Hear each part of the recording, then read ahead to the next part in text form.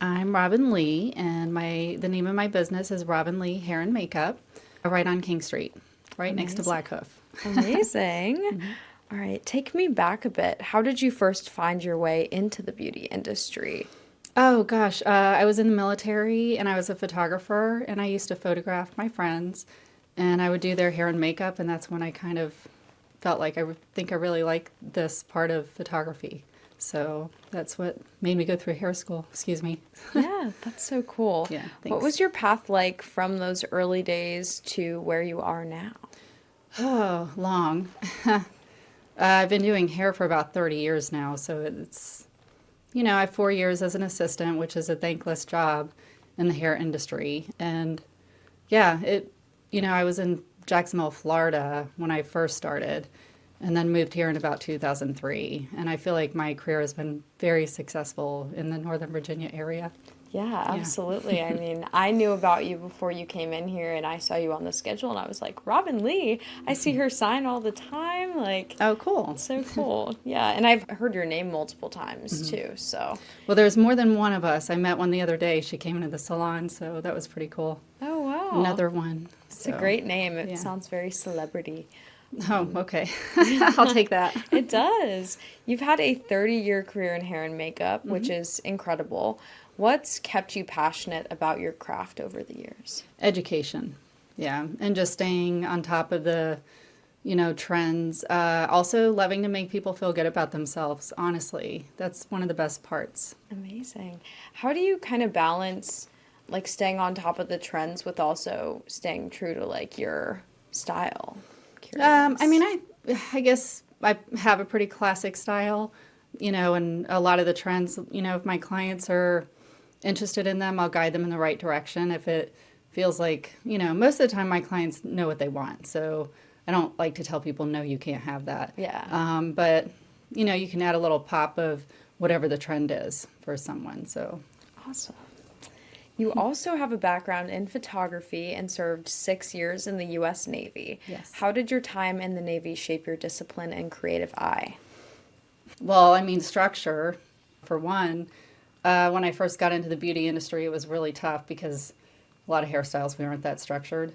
It took a little time to get, it was a different culture. And so once I got into that, it just combined the two, structure with chaos sometimes. Yeah, that's great to marry the two. I think some of the most successful people marry structure and kind of that free-flowing sense. You've worked across salons, spas, freelance gigs, fashion events, and more. How do you approach your work differently depending on the setting or project? Well, different settings that I've been involved in. I was, a Redken educator for 5 years, so with that, I was able to go to Fashion Week in New York and kind of see what that atmosphere was like. It wasn't for me. It's a little too stressful. I like a low-key situation as far as like a photo shoot like this. Let's see, what else? I don't know the rest of that question. Yeah, I think I read that you also did something with former President Obama, correct? Yes, I was really involved with Model Mayhem. I was doing a lot of photo shoots with makeup artists, or as a makeup artist, and other photographers, and someone passed my name off to Vibe magazine, and that's how I got into that job. It was pretty cool. And the photographer was really cool. It was Terry Richardson. Wow. He was a high fashion photographer, so I was really excited about working with him as well. So Yeah, it's very cool. You've trained stylists, educated salon guests, and worked behind the scenes at major events. What's your favorite part of mentoring and teaching others? when it clicks, when that, when the aha moment happens, when your young stylist like grasp the concept of a guideline and a haircut, or when they're so proud of the work that they've done, it makes you proud. Yeah, Yeah. I love that. I love my young ones. Yeah, they're fun. I used to teach guitar, and I definitely got the same satisfaction, like seeing different concepts click. It's so fulfilling. Yeah. And I think that's... It really is. I think that's what keeps a lot of people going with education as well. and also paying it forward. I mean, I'm sure you had people that mentored you and Yes, that really made that impact. And I still think about them. So, certain cuts that I do, especially the short little cropped cuts. I have a friend in Florida who taught me them. And I just still, every time I do them, I think about him when he says detail, detail, detail. So, yeah. I love that. Your website talks about being culturally sensitive and internationally traveled.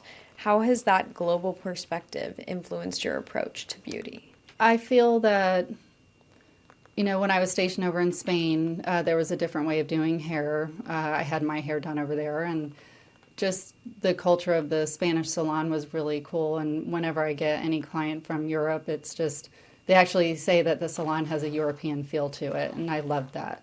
So even one of the stylists that works at the salon, she went over to Europe, and when she came back, she said the salons over there are so much like ours. And so I thought that was pretty cool that, someone coming from overseas just feels at home when they come to our salon. So that's beautiful. Yeah, salons are very different overseas. I remember when I was a kid, we lived in Colombia. We lived in Bogota, and I would go with my mom to get her hair done there, and it was very different than, I think we went to like haircuttery here or something like that beforehand. So I've been there. Not much of a comparison. Sometimes you'll luck out and get a great stylist at haircuttery, and then there's times where they're still learning. Yeah, so, but it was like this luxury, like curated, just I don't know, just from intake to like the finished product. It was an experience. It was so cool, and I have yet to like come across that here. So maybe I'll have to stop by. Yeah, definitely. We have some great stylists there. Yeah. So that's super cool though. I love that I'm sure sets you guys apart. Yeah. When working with clients, how do you make sure they feel confident, seen, and truly cared for during the process? Eye contact, 80-20, 80% they talk, 20% you talk. That's a huge one in this industry. And just making sure that they understand if there's something that they're not comfortable with to let us know. Because some people are afraid to let their stylist know if they're not happy with something. And I don't want anybody to ever feel that they can't tell us if they're not happy with their hair. We offer, like, within the first 2 weeks of your new look, if something needs to be adjusted, to let us know. We'll do it at no charge, even if it's a color adjustment, anything, haircut. We make sure that people are happy. So, yeah.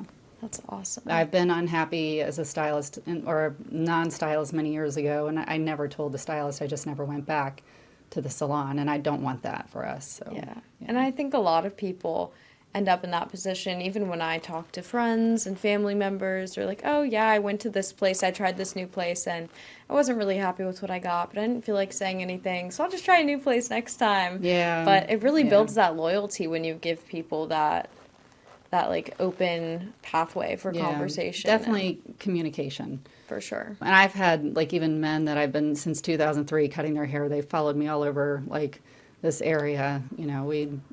I try to let my young girls understand, just always listen to your client. And absolutely. Let's see. You've done everything from New York Fashion Week to local photo shoots. What is it about working with photographers and on-camera talent that you enjoy most? I feel like whenever I work with other photographers, I'm learning from them about photography. Trying to get back into my photography at the salon, and things have changed since I was in the military. I learned on film, and so I still have my film cameras, even my Pentax K1000 that is ancient.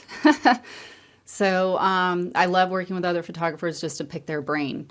And also with working with subjects, I prefer to work with the camera and let someone else guide the model or the client who's ever being photographed. Over the years, I've had some really easy models that, you don't even have to direct, and I love that. It's so much easier. But I'm uncomfortable in being photographed, so I totally get it whenever I have a model that's not feeling totally comfortable. So I'll usually have jokes to make them relax, try to make something funny. Yeah. So, yeah. Awesome. What do you think people often misunderstand about what it means to be a professional in hair and makeup?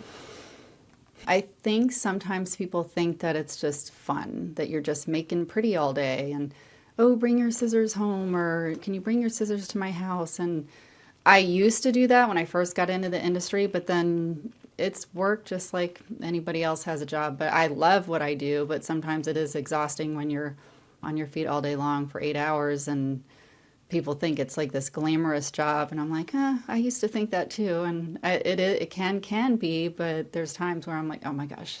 And had moments in my career where I thought, do I want to keep doing this? At one point, I thought I wanted to be a police officer. And so, but then I was like, no, I'll stick with this. It makes me happy. So, yeah. That's a huge misconception, I think, about being a professional in any artistic field. Yeah. Like for me, I am a musician as well, and so many people are like, oh, just like come bring your guitar and all your setup and sing for us. And after, the 100th time of doing that, it's like, well, I also work a normal job and I also, do my own music and I'm not like getting paid to do this. It's not easy. It takes a lot of energy. Yeah. Oh, I can't even imagine. And people, I don't know if they judge, but they're like, you should be enjoying doing it. It's something artistic. It's fun. And I'm like, yeah, it is. And I do love it, but I think your brain hurts. Yes, you're trying to be creative all the time, and after a while it hurts your brain. Yes, it's draining. Yeah. Yeah.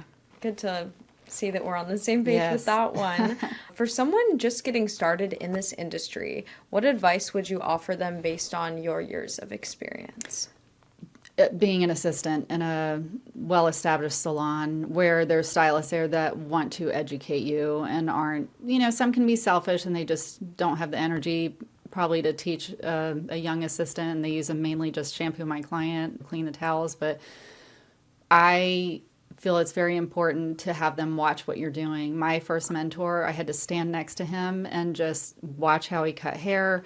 If you're not paying attention, you were the human hair clips and you actually had to hold the hair while he's cutting it. Or, standing next to him when he's rolling perms and you spray each rod he rolls, and that way he knows that you're paying attention. Because I feel like a lot of assistants, as well as hairstylists, we kind of get stuck in our ways and, want to sit in the break room when you don't have a client. But any moment that you have as downtime is a moment to market yourself, study your craft. TikTok has a lot of amazing education instead of just, doom scrolling into nothing. Just focus on being the best that you can at your career. So, but I feel like assisting, someone in the industry that's well known and well respected is huge for young stylists. Absolutely. So, and I totally agree. There are so many amazing resources out there now with TikTok, with YouTube, things like that maybe you didn't have. Or, like it was all books. No TikTok, no way. It was all books. Yeah. So, and I'd have my book next to me if I'm working on a new client, and I'd look at the picture and go to the next section, and I liked it, and the clients usually understood. They're like, okay, she's learning and she's looking right at the directions. It's like baking a cake. So those days they're not here anymore.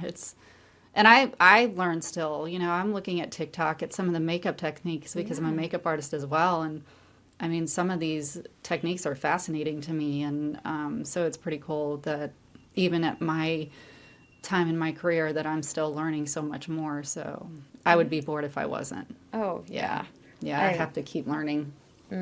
I think that really separates successful people from people that may not be as successful, is that openness to always be learning and always growing and always pursuing your craft and getting better and keeping up with trends and being able to serve your clients in a more meaningful way. So it's incredible. Let's see. Where do you feel most creatively fulfilled? What type of work makes you feel most in your zone? I feel like doing photo shoots. Like when I was, again, with Model Mayhem, I felt like I was being my most creative, and so many like different makeup techniques and hair techniques that you wouldn't normally do on a client. And that's where I feel like I can be more artistic, and that's what I miss, and that's why I'm trying to get that into our salon and getting into photography. And I've already tasked my 2 young assistants to find a model, look at what's trending for fall hair and makeup, and let's kick it up and do something really cool and something really different in this area. I don't want to just do like, oh, pretty hair and pretty makeup. No, I want it to like stand out. not only just for the salon, but for them, because it forces them to be a little more creative and think outside of the box.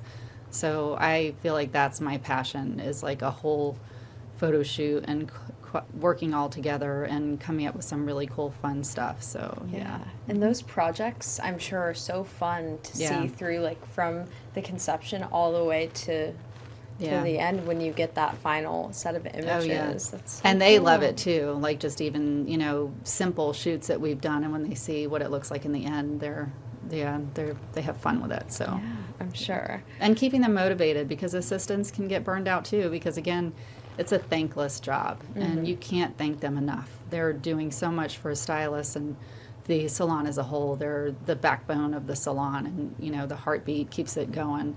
And so I want to keep them motivated and not get burned out and bored. So yeah. Good reminder for everyone listening to tip your assistants well. Oh yeah. They work hard. Yep. They really do. Yeah. Looking ahead, what are your hopes or next steps in your career? Are there any projects besides what you mentioned, or you can go a little more in depth, you're excited about, or dreams that you're still chasing? Yeah. So we do have a new stylist, Sophia, and she is an extension specialist, and she wants the salon in Leesburg area to know that she's there, and kind of bring more attention to extensions that women are asking for these days. She's an amazing, talented stylist, and so we're really happy to have her on board. And she's got a lot of great ideas that there's certain changes that are going on in the hair industry and salons that at first I was like, I don't know if I like that. But then when I think about it, I'm like, you know what? Change is good. And so we need to kick it up a notch. So that's what we're looking to do with Sophia. So we're happy to have her on board. Yeah. Sounds like a very exciting And we change. want to, like, I pulled out my Leesburg Lizzie. So when I first opened the salon, and to try to get more attention during COVID, it was, at first I was told the space is cursed, don't do it. Parking sucks in Leesburg, don't do it. And so I had to come up with clever ways to try to get attention, because it's another hair salon. And so we had Leesburg Lizzie, who's a mannequin head, that we would doll up, and we would take her to different places, and I'd post her on Instagram, and can you guess where Leesburg Lizzie is? And if you can, you get a gift from the salon, and you get a gift from where she is. Like my friend Paul at Tarbenders, I took her there, and so he, gave a gift of food, and, I gave shampoo or conditioner to whoever guessed where she was. So, such a great idea. Yeah. But she does look like a train wreck. Yeah, right now. hold her up for us. Leesburg Lizzie, welcome to the show. Yeah, There she goes. Ellie was working on her. I mean, this is really sad, so we won't put her out in public with this. Just on the show. Yeah, but there were times we had her out in front of the salon on her little stand, and people would walk by and freak out. And there was actually someone posted, I don't know if it was on, what was it? One of the Leesburg Facebook pages.